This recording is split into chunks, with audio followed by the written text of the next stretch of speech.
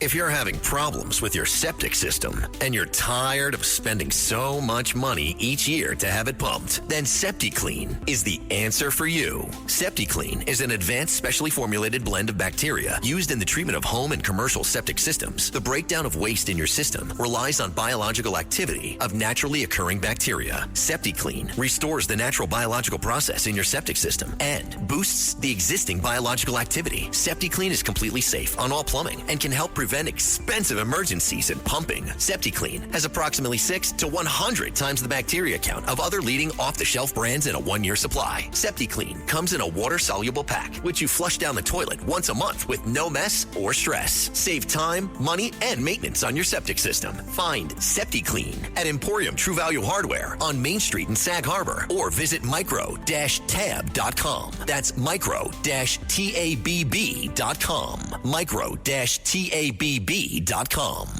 The Other Side of Midnight. 77 WABC. Local Spotlight. Good morrow, everyone. This is The Other Side of Midnight on 77 WABC. I'm Frank Morano. It's Friday morning. That means, you know what? It's time for a little Ask Frank Anything. This hour belongs to you. Whatever you have questions about, go ahead and give me a call. Our number is 1-646-720-0635. That's 1-646-720-0635. If you have a mobile phone, just skip the 1. Well, I know everyone is still digesting all the results, both locally and nationally, of the elections that occurred on Tuesday. Here's one thing that even I think a lot of local political aficionados might have missed. Do you know what happened on Wednesday? Well, right after Tuesday's election, the New York City Charter Revision Commission went out of business. They went out of business the day after Election Day as prescribed by the city charter. Now, the reason that Charter Revision Commission came to be is because the mayor was trying to block the city council from putting their own questions on the ballot. Now, we can discuss whether that's a good thing or a bad thing, but that's spelled out in the state law and in the city charter. So, the mayor is going to want to do that again. So what I am suggesting to the mayor, and I'm going to be writing him a letter about this to this effect this weekend, I am openly calling for the mayor to appoint a new Charter Revision Commission right away and have hearings from now until August of next year so that we have an opportunity to have more study of a lot of the key issues in the city charter that need reform, so that we have an opportunity to have hearings all over the 5 boroughs. And I will be throwing my hat in the ring, volunteering to be a member of that Charter Revision Commission, because I think this city is clearly in need of reform. And reforming the city charter, which is basically our version of the state constitution, is the best way to do it.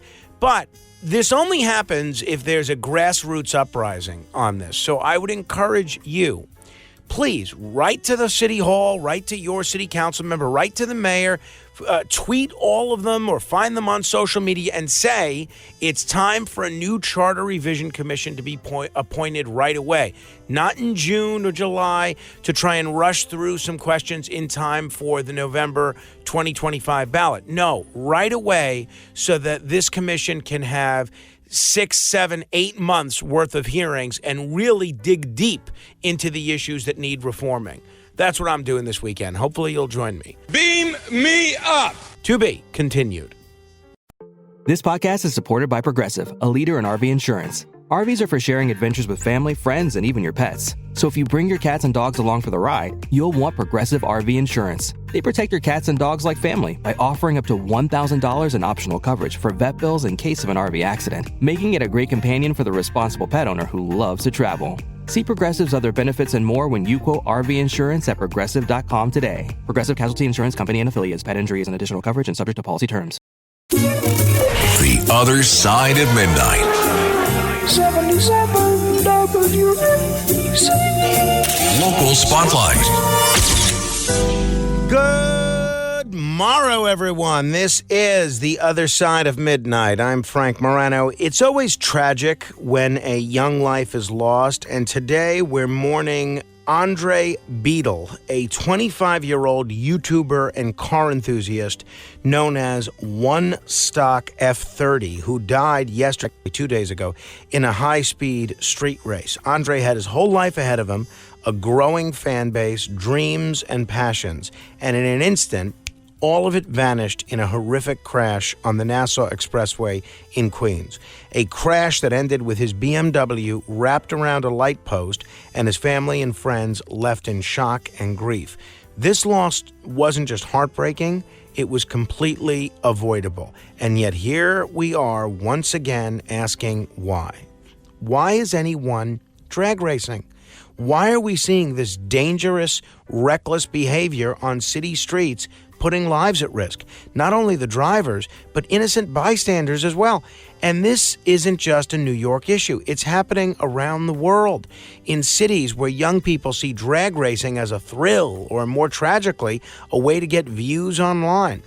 I want to extend my deepest condolences to Andre's family and friends. They've lost a son, a brother, a friend, and they're left with pain that should have never been there.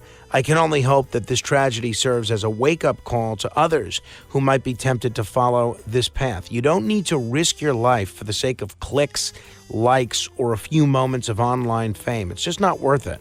We also have to consider the pressures of social media.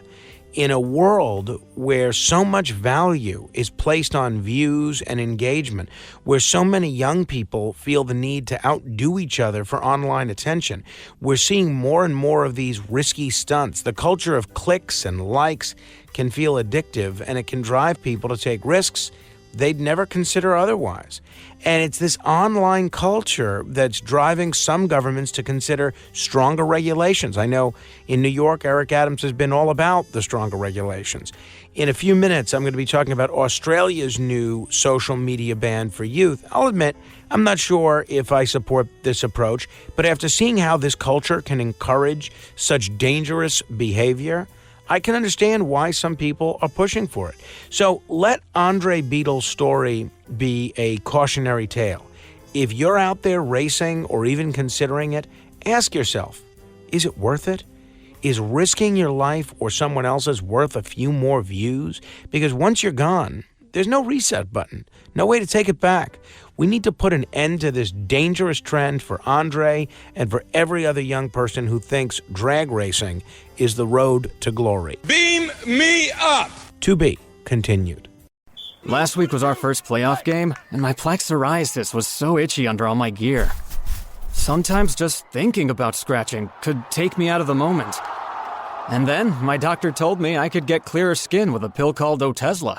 Otezla apremilast is a prescription medicine used to treat adult patients with plaque psoriasis for whom phototherapy or systemic therapy is appropriate. Otezla can help you get clearer skin after just 4 months. Okay, ready for the next game. Talking to my doctor about a pill was a total game changer.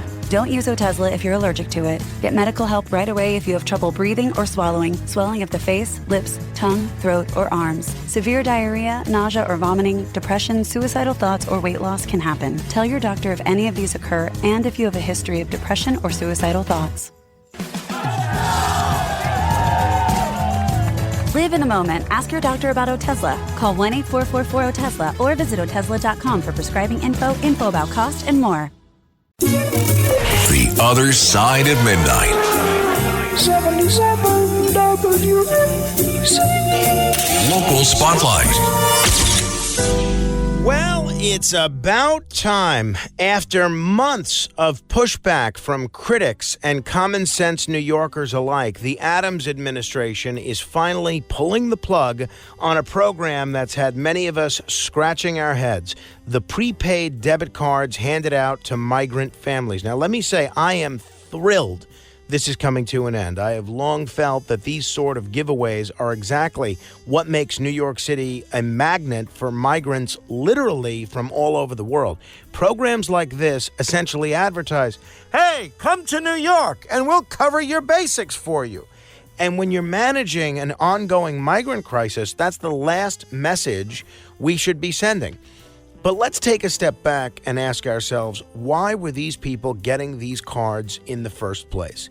For the average New Yorker, born here or an immigrant who came through the legal process, did anyone ever hand you a debit card with taxpayer money on it to cover your expenses? And yet, here we have a program where migrant families staying in city-run hotels were given prepaid cards to cover items like food and baby supplies. In all, this pilot program cost the city over $3 million, paying for items through debit cards loaded each week. A family of 4, for example, would receive about $350 a week, money that could only be used at grocery stores, bodegas, and convenience stores, supposedly to cut costs by reducing food waste at shelters. Now, I'll give the administration a little credit here. They claim that using these cards was actually cheaper than the boxed meal delivery service they used to provide. But here's the problem. Why should New York taxpayers be covering these costs at all? Why should New Yorkers be paying for hundreds of millions in services when so many residents are struggling to get by themselves? And let's address the obvious concern about waste, fraud, and abuse. The administration insists that none of those issues materialized. But frankly, a system like this was always ripe for problems. To their credit, the Adams administration did set limits. The cards couldn't be used anywhere other than grocery stores or bodegas, and families had to sign affidavits promising they'd only use the cards as intended. But when it comes down to it, how confident can we really be that this system was totally foolproof? And even if it was, why were we funding it in the first place? To me, this move to end the debit card program is good riddance to a bad system that never should have started, and it speaks to a larger issue. We have to stop putting programs in place that incentivize people to come here for handouts. The city has limited resources, and right now, New Yorkers are watching their services, their neighborhoods, and their quality of life take a hit as the city stretches itself thin to accommodate these waves of new arrivals. Beam me up! To be continued. Acura's all-new ADX, a compact SUV that isn't just built for one thing. It's precision crafted for everything. To escape the grind with available all-wheel drive. To go with your flow with available Google built-in. Hey Google, turn it up. Okay, turning up the volume. And crafted to be heard with an available Bang & Olufsen premium sound system. The all-new Acura ADX, crafted to match your energy. Acura, precision crafted performance. Take your vibes and go. Google is a trademark of Google LLC. The Other Side of Midnight. 77 WNBC. Local Spotlight. It's great to see more parents in New York City speaking out about the lack of real recess time for their children. Recess should be a time when children get fresh air, exercise, and a chance to bond with their friends. Instead, many of these kids are spending that time indoors, often watching Disney movies or YouTube videos. I completely understand the frustration of these parents. I feel the same way when my own child spends time in aftercare at preschool and I see that they have a television set on. These kids are already so screen reliant. The last thing they need is more passive screen time when they could be running around and engaging their imaginations. This isn't just a minor inconvenience either. Recess is proven to help kids focus, improve their social skills, and build healthy habits. It's essential for kids, especially in a city where opportunities for outdoor play are limited. During COVID, we saw a rise in childhood obesity, and many low-income and minority kids were hit hardest. Now, with childhood obesity rates climbing, recess is more critical than ever. Take the example of PS 456, a progressive school in downtown Brooklyn, where students go outside every day, regardless of the weather. They've even embraced forest school activities in Prospect Park, where kids learn by exploring nature. They understand the value of outdoor time, and so should every other school. Yet, many other schools don't prioritize recess, and some even use it as a bargaining chip for good behavior or take it away to maintain quiet during testing. That kind of policy just isn't right. Parents like Elisa Capers and Chandler Patton Miranda have launched petitions to extend and improve recess, demanding more outdoor playtime for children. These parents have a simple message. They want their kids to play outside. Not only that, but they also want transparency. Schools should inform parents about their recess policies so families know what to expect. In California, they recently passed a law mandating at least 30 minutes of recess a day. It's time for New York to step up and do the same. The state should make it a priority to give every child at least 20 minutes of outdoor playtime, ideally more. Children need a break to refresh, recharge, and build friendships. Watching a movie indoors just isn't the same. So to all the parents pushing for real recess, thank you. Keep pressing, keep asking questions, and keep fighting for the playtime your kids deserve. Chalkbeat has an interesting article on what these parents are doing. I'd love for you to read it. I just posted it on my Facebook page, facebook.com/Morano fan. Beam me up. To be continued.